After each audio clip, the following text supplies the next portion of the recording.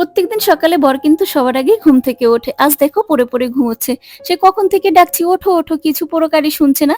তো বন্ধুরা, সকালে ঘুম থেকে উঠে ব্রেকফাস্ট বানিয়ে ছেলে মেয়েকে স্কুলে পাঠিয়ে দিয়েছি। অল্প কিছু জামা কাপড় ছিল, ভাঁজ করে নিলাম। বর কদিন ধরে আমাকে বলছে আমি নাকি মোটা হয়ে যাচ্ছি।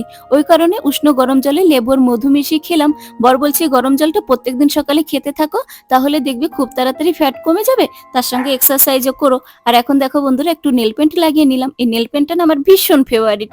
আমাদের প্রিন্স না ক্যালসিয়াম খেতে খুব পছন্দ করে। দেয়া মাত্র খাচ্ছে, দেখো কিরকম করে। এখন মোটামুটি 1:30 মতন বাজে, ছেলে মেয়ে স্কুল থেকে আসারও টাইম হয়ে গেল। তাই ভাবছি তাড়াতাড়ি রান্নাটা সেরে ফেলবো। আজ ছেলে মেয়ের ফেভারিট ডিশ রান্না করছি বন্ধুরা। রান্না করতে করতে দেখি আমার ছেলে মেয়ে চলে এসেছে। প্রিন্স বুঝতে পেরে গেটের কাছে ছুটে চলে গেছে। দাদা দিদিকে পেয়ে আনন্দে কি করবে দেখো, বুঝতেই পারছে না। এখন আমি আমার মেয়ে খেতে বসলাম।